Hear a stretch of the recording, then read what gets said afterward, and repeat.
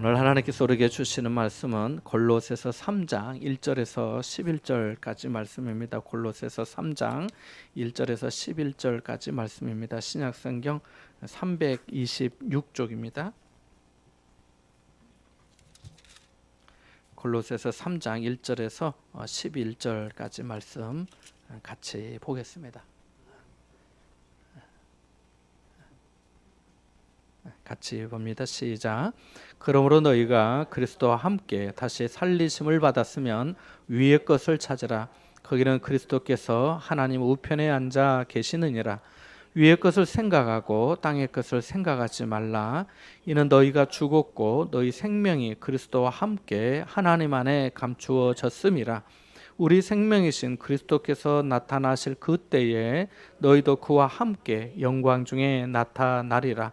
그러므로 땅에 있는 지체를 죽이라. 곧 음란과 부정과 사욕과 악한 정욕과 탐심이니 탐심은 우상 숭배니라. 이것들로 말미암아 하나님의 진노가 임하느니라. 너희도 전에 그 가운데 살 때에는 그 가운데서 행하였으나 이제는 너희가 이 모든 것을 벗어버리라. 곧 분함과 노여움과 악의와 비방과 너희 입에 부끄러운 말이라. 너희가 서로 거짓말을 하지 말라. 옛 사람과 그 행위를 벗어버리고 새 사람을 입었으니 이는 자기를 창조하신 이의 형상을 따라 지식에까지 새롭게 하심을 입은 자니라. 거기에는 헬라인이나 유대인이나 할레파나 무할레파나 야만인이나 수구디아인이나 종이나 자유인이 차별이 있을 수 없나니 오직 그리스도는 만유시요 만유 안에 계시니라. 아멘. 여러분 혹시 개구리 잡아보신 적 있으세요? 개구리 보신 적도 있고 잡아보신 분도 있고 또 저처럼 먹어본 분도 있을 수도 있겠는데 개구리 또 뒷다리가 상당히 맛있습니다. 겨울잠에서 깨어난 개구리는 알을 낳습니다. 최소 100개에서 300개, 많으면 1000개 이상의 알을 낳는다고 합니다. 보신 분도 있겠지만 알은 뭉쳐져서 물 위에 떠 있고 그 모양이 검은 점을 물엿에 풀어 놓은 것처럼 보입니다. 그래서 만지면 미끄럽고 뭉쳐있던 것들이 이제 떨어지기도 하죠. 개구리 알이 뭉쳐진 이유는 이렇게 교배 과정에서 생긴 것이며 또 이 알집을 통해서 안전하게 부화되고 성장할 수 있도록 보호하기 위해서 그렇게 개구리 알집이 그런 형태로 되어 있다고 합니다. 그래서 혹시 아이들이나 손주들이 개구리 알을 채집해서 올챙이로 부화하는 것을 이렇게 이제 보여주고 싶다면은 그 알집의 그 일부를 떼내기보다는 그 알집 전체를 이렇게 이제 채집해서 하는 것이 좋다고 합니다. 검은 점처럼 보이는 알은 얼마의 시간이 지나면 부화를 하는데 먼저 꼬리가 보이기 시작하고 처음에는 그 알집이 있었던 그 알 껍데기를 먹는다고 합니다. 그래서 알 껍데기에 그 필수 영양소와 소화를 원활하게 하는 섬유질이 있기 때문이죠. 알 껍데기를 다 먹고 난 다음에는 이제 그 꼬리가 났는데 그 무리를 지어서 먹을 것을 찾아다니기 시작합니다. 부화한 지 20일 정도가 되면은 뒷다리가 나오기 시작하고 또 며칠 후에는 이제 앞다리도 나옵니다. 이런 과정을 거쳐서 개구리가 됩니다. 개구리 올챙이 시절 모른다는 말이 있지요. 사자성어로 과두치사라고 말하는데 사람이 어려웠던 시절은 기억 못하고 자신이 처음부터 잘난 것처럼 뽐내는 것을 두고 그렇게 말합니다. 개구리 올챙이 시절 모른다는 거죠. 그러니까 어려운 시절을 기억하고 겸손해야 한다는 그런 의미입니다. 올챙이에서 개구리가 되면 그때부터 혀를 쭉 내밀어서 먹이 사냥을 할 수 있습니다. 또 올챙이일 때는 물속에서만 생활할 수 있었지만 개구리가 되면은 물속에서 생활할 수도 있고 뭇에서 생활할 수도 있습니다. 올챙이 시절에는 개골개골 울 수 없지만 개구리가 되면은 개골개골 할 수 있습니다. 그 개구리의 그 생물학적 유전 인자는 달라지지 않았습니다. 하지만 생활은 완전히 달라졌습니다. 누가복음에서 막달라 마리아는 7 귀신이 떨어져 나간 사람으로 소개됩니다. 막달라는 그 지역의 이름인데 갈릴리 호수 서안에 있는 이 작은 마을의 이름입니다. 주민들은 주로 직물업과 염색업에 종사했고 갈릴리에서 잡은 물고기를 염장 처리하는 공장도 당시 있었다고 합니다. 뭐 오늘날 같은 그런 수준의 공장이 아니라 이제 간의 수고검처럼 그렇게 했다는 거겠지요. 그런데 그 마을은 비극의 땅이기도 했습니다. 로마 군인들은 종종 자신들이 정복한 사람들에게 그 민족들에게 치욕감을 안겨주었고 그 때문에 분노한 사람들이 집단적으로 항거하면 질서를 유지한다는 명목으로 잔인하게 진압하곤 했습니다. 갈릴리 여러 마을이 로마에 의해 참혹하게 유린당하곤 했는데 그 막달라도 그런 곳 가운데 하나였습니다. 마리아는 그곳에서 나고 자란 사람입니다. 예수님이 나사렛이라는 마을에서 자라셨기 때문에 나사렛 예수라고 말하는 것처럼 마리아도 막달라라고 하는 마을에서 자랐기 때문에 막달라 마리아라고 한 것입니다. 그런데 백소영 교수의 인터본 예수라고 하는 책에 따르면 어쩌면 막달라 마리아가 가까운 부모, 형제 또 일가 부치들이 로마군에 의해 무참히 학살당하는 광경을 보았을지 모른다고 합니다.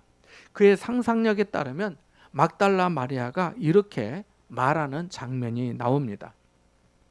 소식을 듣고 가게로 뛰어왔을 때는 이미 제가 어쩔 수 있는 상황이 아니었어요. 기억하기도 다시 말하기도 싫은 끔찍한 일이에요.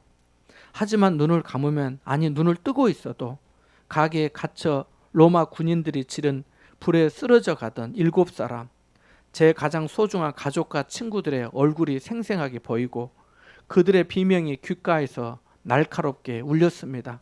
어떻게 제정신일 수 있겠어요? 미쳐 날뛰는 저를 보고 사람들은 죽은 7 원혼이 들어가 저를 괴롭히는 것이라 했지요. 하지만 틀렸어요. 제 가족이, 친구들이 저를 괴롭힐 리 있나요? 그게 귀신이었는지 제 안의 분노였는지는 모르겠습니다만 분명 그들의 영혼은 아니었어요.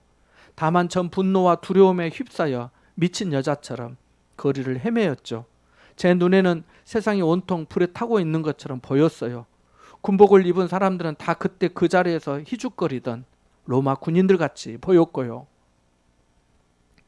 상상력을 동원한 것이지만 백소영 교수는 막달라 마리아를 괴롭혔던 7 귀신을 마음속에 일고 있는 분노와 두려움으로 해석한 것입니다. 그리고 그 내면의 상처와 고통이 예수님을 만나 치유받고 회복된 것으로 보고 있습니다. 아시겠지만 옛날에는 실제로 귀신 들린 사람들이 좀 있었습니다. 제정신이 아니고 귀신에 사로잡혀 있는 사람 말입니다. 제가 신앙생활을 시작했던 시골 교회에서 직접 경험한 적이 있습니다. 고등학생 여학생이 어느 날 목사님 사택에 왔습니다. 알고 보니까 남자 귀신이 들려서 정신이 왔다 갔다 했습니다. 인사도 잘하고 멀쩡하다가도 찬송하고 기도하면 발작을 일으켰습니다. 그래서 여학생의 부모님이 이 목사님 사모님에게 기도를 부탁하면서 그 여학생이 오게 된 것입니다. 그때 사모님에게 그런 은사가 있으셨거든요. 귀신은 금방 나가지 않았습니다. 지금 생각해보면 1달 정도 있었던 것 같습니다. 학교 생활을 할 수 없는 정도였기 때문에 우선 치료가 필요하였습니다. 이 학생은 제어가 안 될 정도였습니다. 힘도 세고요. 갑자기 남자 목소리로 이상한 말을 하는데 위아래 없이 함부로 말하였습니다.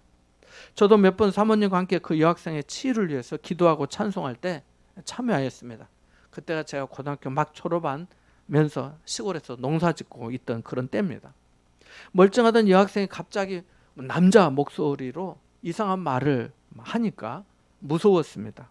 혹시 그 귀신이 내게 들어올까 싶어서 등짝이 오짝했습니다. 오싹했어요. 그렇게 시간을 정해 기도하고 찬송하는 동안 어느 순간 귀신이 그에게서 나갔습니다. 잠도 잘 자고 더 이상 남자 목소리로 이상한 말도 하지 않고 전에처럼 힘도 세지 않았어요. 근데 귀신 들려서 역사할 때는 힘이 얼마나 세든지 결박하지 않으면은 장 정도 이게 감당하기 힘들 정도 그런 정도였습니다. 근데 치료가 되고 나니까 그런 게 다 안정이 되고 회복이 되고 자기 집으로 돌아갔습니다. 주님께서 고쳐 주셨습니다. 막달라 마리아는 예수님을 만난 후에 새로운 피조물이 되었습니다. 이전 것은 지나갔습니다. 더 이상 분노와 두려움에 떨지 않았고 자신을 미친년 취급받게 한 7 귀신의 역사도 없었습니다.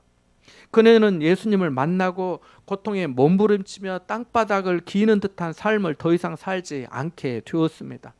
이전에는 소망이 없었지만 생명의 주님을 만남으로 산 소망을 갖게 되었습니다.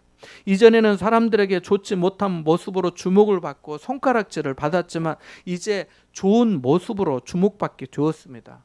그녀는 예수 그리스도 안에서 물과 성령으로 거듭났기 때문입니다. 그녀는 이제 예수 그리스도와 더불어서 일어선 사람, 부활의 생명을 소유한 사람이 되었기 때문입니다. 은혜를 입은 막달라 마리아는 예수님의 사역에 능동적으로 동참하였습니다. 요한복음에 보면 예수님이 십자가에 달려 죽으실 때 제자들이 다 도망갔는데 막달라 마리아는 다른 여인들과 함께 예수님의 십자가 곁에 서 있었습니다. 예수님이 십자가에서 죽으시고 굴 무덤에 장사되셨는데 안식 후 첫날 아직 어두울 그때에 그녀는 그 무덤에 누구보다 일찍 찾아갔습니다.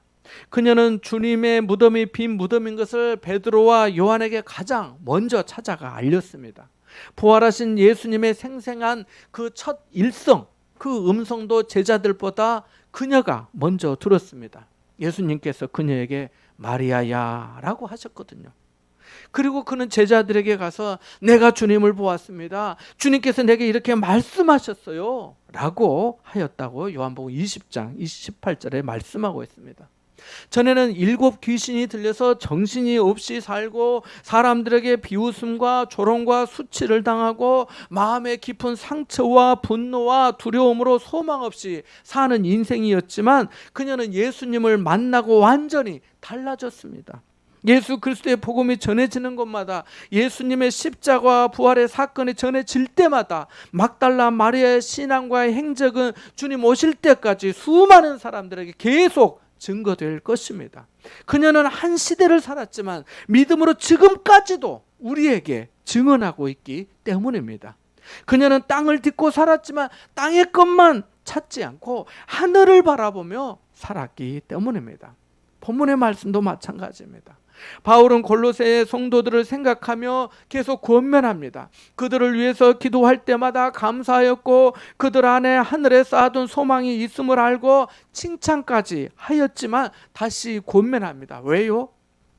지난 2주일에 걸쳐 말씀드린 것처럼 세상의 환경이 어둡고 바른 믿음에서 이탈하게 할 만한 요소들이 많았기 때문입니다.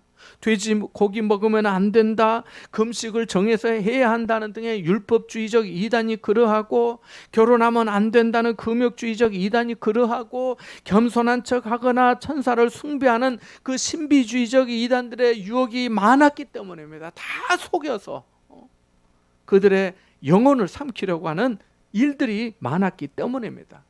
이러한 유혹은 지금도 계속되고 있습니다. 양의 탈을 쓴 이리처럼, 굶주린 사자처럼 말씀 위에 굳게 서지 못하고 은혜 안에 견고하지 못한 성도들을 미혹하여 삼키려 하고 있거든요.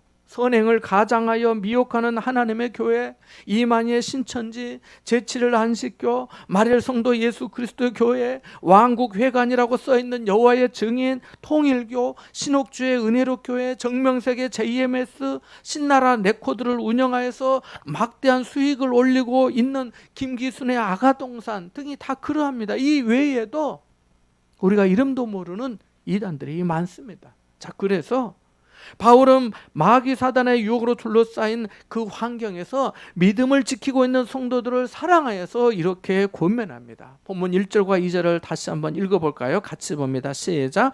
그러므로 너희가 그리스도와 함께 다시 살리심을 받았으면 위의 것을 찾으라. 거기는 그리스도께서 하나님 우편에 앉아 계시느니라. 위의 것을 생각하고 땅의 것을 생각하지 말라. 아멘.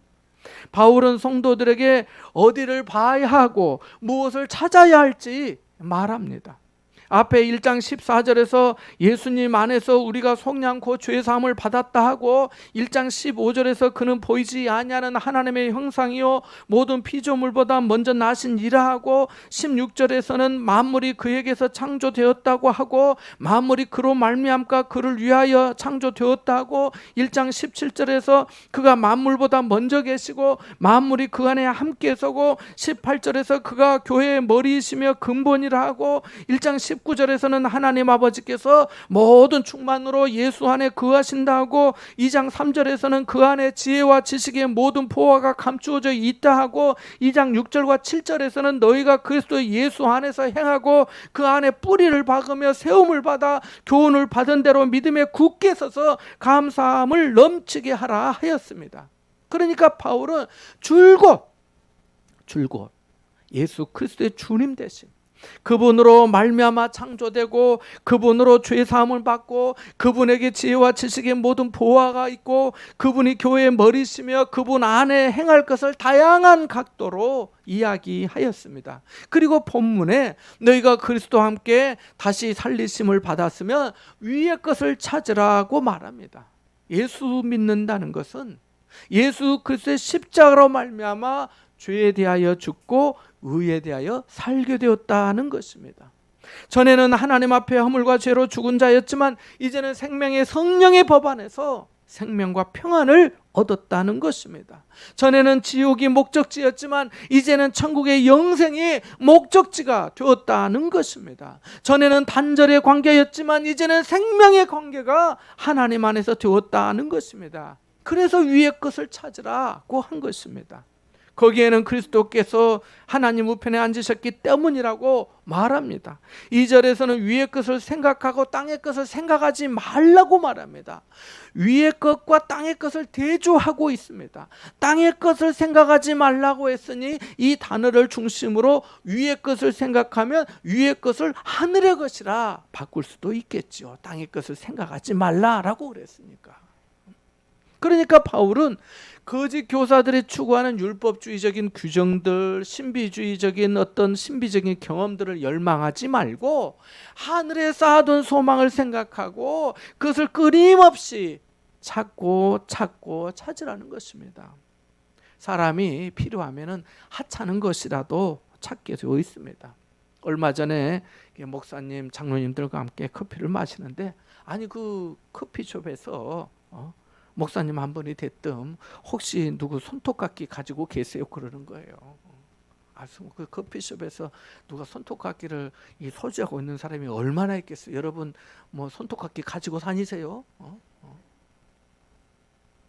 손톱 옆에 나타난 이 옆에 일어난 이 부분을 정리하다가 아마 걸리적거리기 때문에 이게 그렇게 찾으셨던 것 같아요. 아무도 손톱깎이를 소지하고 있으리라고 생각 못했어요. 그런데 다른 목사님이 호주머니에서 손톱깎이를 여기 있어요 목사님 하고 내드리는 거예요. 위의 것을 찾고 위의 것을 생각하라 했는데 그것이 구체적으로 무엇일까요? 하나님 우편에 앉아 계신 그리스도를 찾고 그리스도를 생각하라는 것입니다.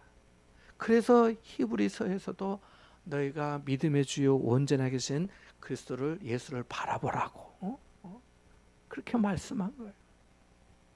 하늘의 은혜를 구하고 그리스도와 함께할 영광을 구하라는 겁니다. 이 은혜가 우리에게 진정으로 필요한 은혜이기 때문입니다. 그래서 야고보 사도도 온갖 좋은 은사와 온전한 선물이 다 위로부터 빛들의 아버지께로부터 내려오나니 라고 하였습니다. 사실 우리가 많은 생각, 그치지 않는 생각 가운데 살아갑니다. 그래서 전에 그치지 않는 생각을 그치지 않는 기도로 바꾸어 보시라고 말씀을 드렸습니다. 바울은 그 생각을 더욱 구체적이고 적극적으로 말해줍니다. 땅의 것을 생각하지 말고 위의 것, 하늘의 것을 생각하라고 합니다. 하늘의 즐거움, 하늘의 평화, 하늘의 안식, 하늘의 승리, 하늘의 봉사, 하늘의 교제, 하늘의 거룩함, 그리스도로부터 위로부터 주시는 그 은혜를 찾고 생각하라는 것입니다. 그 이유가 3절에 나오는데요. 이는 너희가 죽었고 너희 생명이 그리스도와 함께 하나님 안에 감추어져 있음이라고 말씀합니다. 생명이 그리스도와 함께 하나님 안에 감추어졌다는 것은 하나님께 속했다는 것입니다. 세상의 사람이 아니라 하늘에 속한 사람, 하늘에 속한 하늘의 시민권자가 되었다는 것입니다. 스코틀랜드에서 목회하던 헨리 프랜시스 라이트라고 하는 목사님이 있었습니다. 그는 50년 동안 한 교회만을 섬기던 성실한 목회자였습니다. 그러다가 1847년을 맞이하면서 이 목사님의 나이도 이제 80이 되었습니다. 그런데 부활주일 아침이 되었는데도 아무 기척이 없어서 가족들이 이제 예배 시간이 다 되었는데 나오셔야 되는데 안 나오시니까 서재에 들어가 보았습니다. 그랬더니 목사님이 밤새도록 서재에 앉아 글을 쓰다가 그대로 숨을 거둔 것입니다. 그때 목사님이 마지막으로 쓴 글이 부활의 주님과 함께 살게 하옵소서라고 하는 시였는데 그 내용이 다음과 같습니다. 날은 빨리 저물고 어둠이 짙어 가는데 주님 내 속에 거하소서. 아무도 나를 위로해 줄 수 없을 때 오직 나를 도와주실 수 있는 주님 나와 함께 거하소서. 작은 인생은 썰물처럼 멀어지고 땅의 기쁨과 영광은 점점 희미해집니다. 변하지 않으시는 주님 내 속에 거하소서. 부활의 축복이 내 곁에 있으면 병도 힘을 못 쓰며 눈물의 쓰라림도 없을 것입니다. 주님이 나와 함께 계시면 죽음도 무덤도 승리의 계가가 됩니다. 내 눈을 감기 전에 십자가를 보게 하소서. 하늘의 새벽이 밝아올 때 허망한 땅의 그늘은 사라질 것이오니 사나 죽으나 부활의 주님 내 속에 거하소서.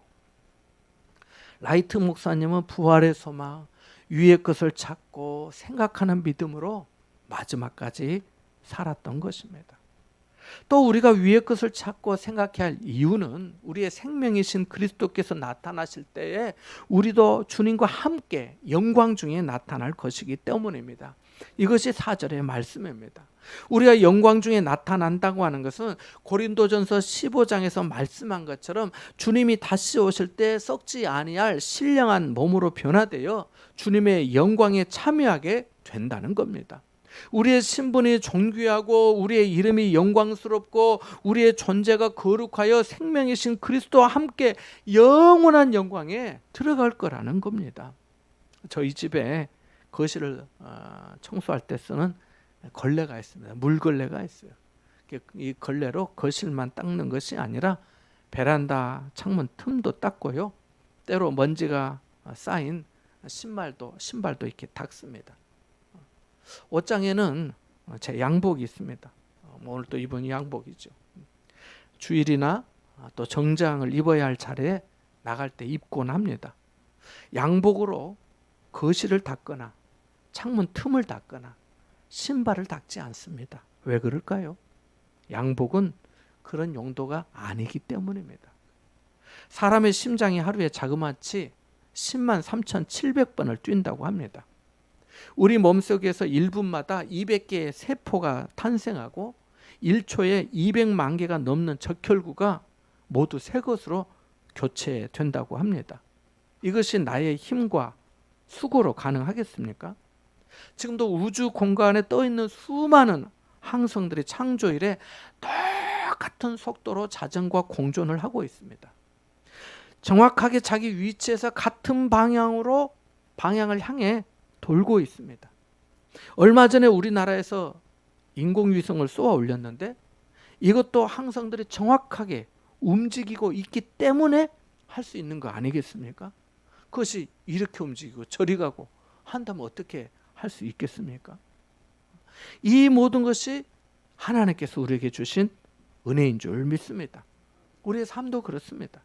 예수 그리스도와 함께 다시 살리심을 받았기 때문에 아무렇게나 살면 안 되는 예수 믿는 사람, 성도, 하나님의 자녀, 하나님의 백성, 그리스도의 지체, 장차 생명이신 그리스도께서 나타나실 그때 주님과 함께 영광 중에 나타날 존재이기 때문에 달리 살아야 할 것을 말씀하십니다. 그 내용이 이어지는 말씀입니다. 함께 5절에서 10절까지 말씀을 읽어보겠습니다. 같이 봅니다. 시작. 그러므로 땅에 있는 지체를 죽이라. 곧 음란과 부정과 사욕과 악한 정욕과 탐심이니 탐심은 우상 숭배니라. 이것들로 말미암아 하나님의 진노가 임하느니라. 너희도 전에 그 가운데 살 때에는 그 가운데서 행하였으나 이제는 너희가 이 모든 것을 벗어버리라. 곧 분함과 노여움과 악의와 비방과 너희 입에 부끄러운 말이라. 너희가 서로 거짓말을 하지 말라. 옛사람과 그 행위를 벗어버리고 새 사람을 입었으니 이는 자기를 창조하신 이의 형상을 따라 지시기까지 새롭게 하심을 입은 자니라. 아멘. 바울은 땅에 있는 지체를 죽이라고 합니다. 이 몸을 죽이는데 몸을 자해하거나 극단적인 선택을 하라는 게 아닙니다. 음란과 부정, 이 부정은 더러운 것을 말합니다. 이 사욕과 악한 정욕과 탐심을 죽이라고 말합니다. 죽이라고 하는 표현이 너무 과격하다 이렇게 생각될 수도 있겠지만 이렇게까지 표현한 이유가 뭐겠습니까? 그렇지 않으면 이것들이 성도의 신앙과 인격과 삶을 잠식하고 결국에는 멸망에 이르게 하기 때문입니다. 그러니까 이것들을 죽이든가 이것들에 의해 죽임을 당하든가 둘 중에 하나가 될 것이기 때문에 땅에 있는 지체를 죽이라고 한 것입니다. 탐심에 대해서는 특별히 우상 숭배라고 설명이 붙어 있습니다. 앞에 말한 모든 악한 것들의 근본이 탐심이기 때문입니다. 욕심이 잉태한 즉 죄를 낳고 라고 하는 말씀처럼 욕심, 탐심 다 같은 거 아니겠습니까? 이것들은 하나님을 의지하는 것을 거부하게 만드는 우상 숭배와 같기 때문입니다. 하나님을 섬기든 우상을 섬기든 둘 중에 하나이니까요. 하나님의 말씀에 복종하고 순종하든 내 뜻대로 내 욕심대로 내 탐심대로 살든 둘 중에 하나이니까요. 우리가 하나님을 섬기지 우상을 섬기는 사람이 아니기 때문입니다. 하나님을 섬긴다고 하면서 우리 안에 일어나는 어떤 이 더러운 욕심들, 마음들이 얼마나 많습니까? 7절에 그래서 우리도 전에 그렇게 살았다고 말합니다. 하지만 이제는 이 모든 것을 벗어버리라. 분하는 거 아시죠? 막 분이 나는 거, 노여움, 악의, 비방과 부끄러운 말을 벗어버리고 거짓말을 하지 말라고 합니다. 이것들은 모두 옛사람의 행위이고 이제 새 사람이 되었으니 거룩한 성도로 부르심을 받았으니 자기를 창조하신 그 하나님의 형상을 따라 지식에까지, 그러니까 그 전에는 이런 지식으로 살고 이런 생각으로 살고 이런 가치관으로 살았는데 이런 생각까지도 새롭게 하심을 입은 자답게 살라고 말씀하고 있습니다. 바꾸셔야 되니까요. 사랑하는 성도님들, 오늘 바울은 우리에게 땅의 것을 찾지 말고 위의 것을 찾고 땅의 것을 생각하지 말고 위의 것을 생각하고 땅의 지체를 죽이고 그리스도의 생명 안에서 살라고 합니다. 이미 우리가 그리스도와 함께 죄에 대하여 죽고 그리스도를 믿음으로 다시 살리심을 받았기 때문입니다. 생명이신 그리스도께서 재림하실 때 우리도 영광 중에 나타날 것이기 때문입니다. 이 은혜의 구속함에는 헬라인이나 유대인이나 할레파나 무할레파나 종이나 자유인이나 아무 차별이 없다고 11절에 말씀합니다. 그리스도는 모든 것이고 그리스도는 만유이시며 모든 것 안에 만유 안에 계시기 때문에 그러한 것입니다.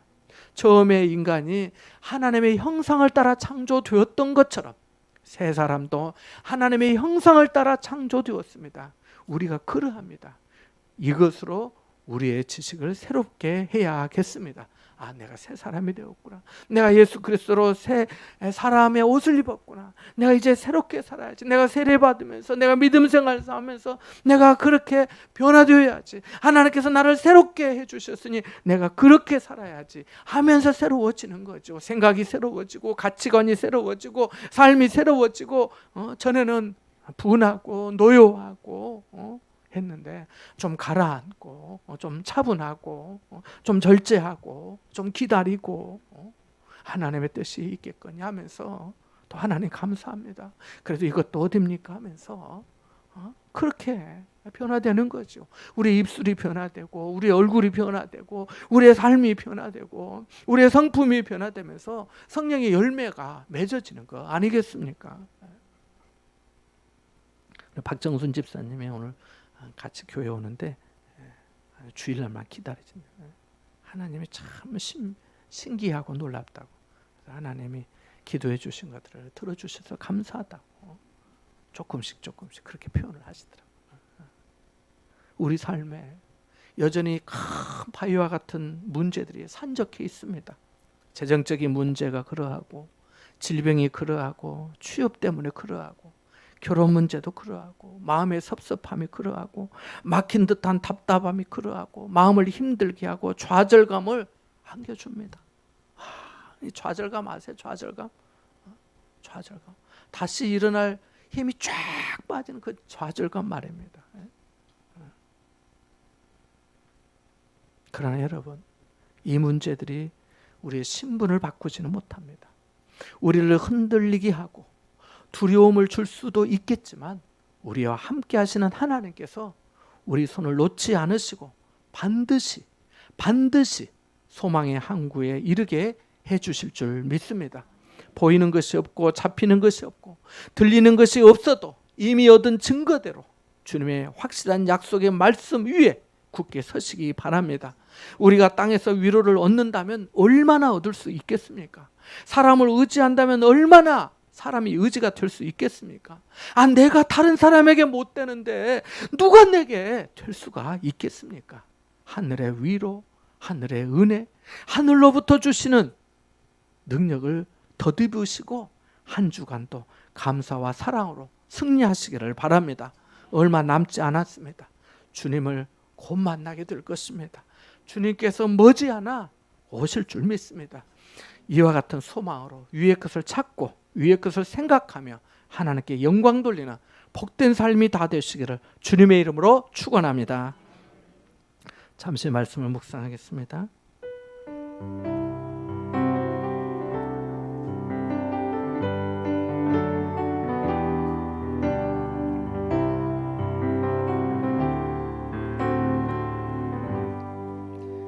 은혜가 풍성하신 하나님 아버지, 우리가 주님을 믿고 의지하지만 여전히 땅의 것을 찾고 생각할 때가 많습니다. 저희를 긍휼히 여겨 주옵소서. 위의 것을 찾고 생각하게 하여 주시옵소서. 하나님 우편에 앉으신 그리스도를 바라볼 수 있도록, 생각할 수 있도록, 주님을 찾을 수 있도록 은혜를 더하여 주시옵소서. 새 사람을 입은 자답게 하나님의 형상을 따라 끊임없이 새로워지도록 성령께서 역사하여 주옵소서. 그래야 생명이신 그리스도께서 나타나실 때 영광 중에 저희도 나타나게 하여 주옵소서. 예수님의 이름으로 기도합나이다. 아멘.